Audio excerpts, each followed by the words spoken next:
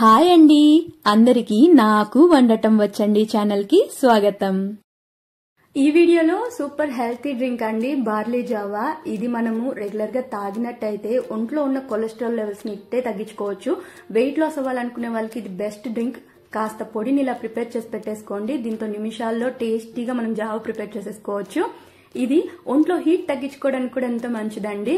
అదే విధంగా బీపీ మరియు షుగర్ లాంటి వాటితో బాధపడే వాళ్ళకి కూడా చాలా హెల్తీ, చాలా మంచిది ఇది. దీన్ని ప్రిపేర్ చేసుకోవడానికి ఫస్ట్ అయితే నేను ఇక్కడ 1 కప్పు వరకు బార్లీ బియ్యం తీసుకున్నాను. చూస్తున్నారు కదా, ఈ విధంగా ఉంటుంది బార్లీ రైస్. అయితే దీన్ని నేను ఇక్కడ 1 కప్పు తీసుకున్నాను కదా, వీటిని ప్యాన్ లో మనము లో లేదా మీడియం ఫ్లేమ్ పైనే చక్కగా ఫ్రై చేసుకోవాలి. మరీ ఎక్కువసేపు కూడా ఫ్రై చేసుకోవాల్సిన అవసరం లేదండి. వీటిని ఫ్రై అయిన తర్వాత కాస్త కమ్మటి స్మెల్ రావడం స్టార్ట్ అవుతుంది అనమాట. వీటి నుంచి అది రావడం స్టార్ట్ అయిన వెంటనే మనం ఆఫ్ చేసేయచ్చు. తర్వాత వీటిని ఒక ప్లేట్ పైన పరిచి బాగా చల్లారనివ్వండి.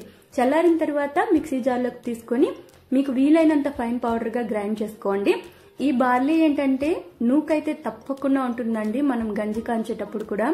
సో ఇది మరీ ఫైన్ పౌడర్ గా అయితే మీరు జల్లిచ్చి తీసుకోవాల్సినంత అవసరం ఏం లేదనమాట. ఈ విధంగా ఉన్నా కూడా చాలు.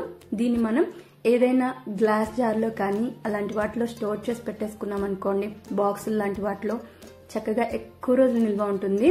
నార్మల్ గా రైస్ గా నిల్వ ఉండడం కంటే కూడా ఈ విధంగా పౌడర్ చేసుకున్నట్టయితే మనం నిమిషాల్లో కావాల్సినప్పుడల్లా కాస్త పౌడర్ ని కలిపి జావా ప్రిపేర్ చేసేసుకోవచ్చు. అది ఎలాగో కూడా చూపిస్తానండి. ఫస్ట్ అయితే నేను ఇక్కడ 1 కప్పు వరకు పిండిని తీసుకున్నాను. ఇందులోకి 1 కప్పు వాటర్ యాడ్ చేసి చక్కగా ఉండలు లేకుండా దీన్ని నీట్ గా మనం కలిపి పెట్టుకోవాలి. ఈ విధంగా కలిపి పెట్టుకున్న తర్వాత అది మనకు నానుతూ ఉంటుంది. తరువాత ఇక్కడ 1 టేబుల్ స్పూన్ సబ్జా గింజలు తీసుకున్నాను. వాటిని వాటర్ లో 5 నిమిషాల వరకు ఈ విధంగా నాననివ్వాలి.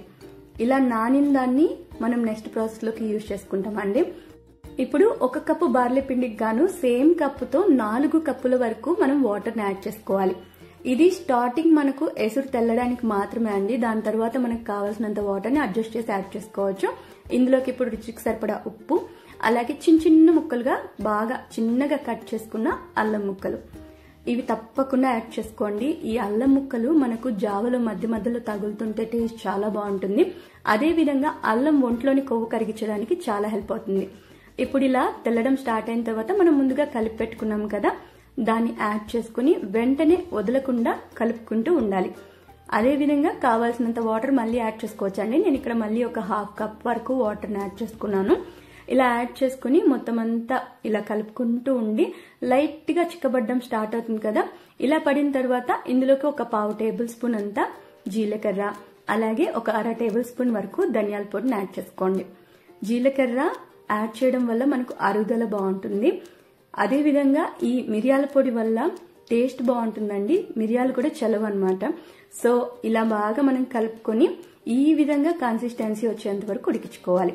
ఇలా ఉడికిన దాన్ని స్టవ్ ఆఫ్ చేసేసి కంటిన్యూస్ గా కలుపుకుంటూనే ఉండాలండి, లేదంటే పైన మీగడలాగా గంజి కట్టేస్తుంది. ఇప్పుడు ఇందులోకి బాగా థిక్గా చిలికి పెట్టుకున్న మజ్జిగ, ఇది 2 కప్పుల వరకు యాడ్ చేసుకున్నాను. బాగా థిక్ మజ్జిగని బాగా గిలక్కొట్టి యాడ్ చేసుకోండి. అలాగే మనం ముందుగా సోక్ చేసి పెట్టుకున్న సబ్జా గింజలు, 1 గుప్పెడంతా ఫ్రెష్ కొత్తిమీర బాగా చిన్న చిన్న ముక్కలుగా చాప్ చేసి యాడ్ చేసుకోండి. ఇక్కడ మీరు కొత్తిమీర ప్లేస్ లో కరివేపాకు కానీ లేదా పుదీనా అయినా యాడ్ చేసుకోవచ్చు. కానీ కొత్తిమీర ది బెస్ట్ టేస్ట్ ఇస్తుందండి ఈ జావకి.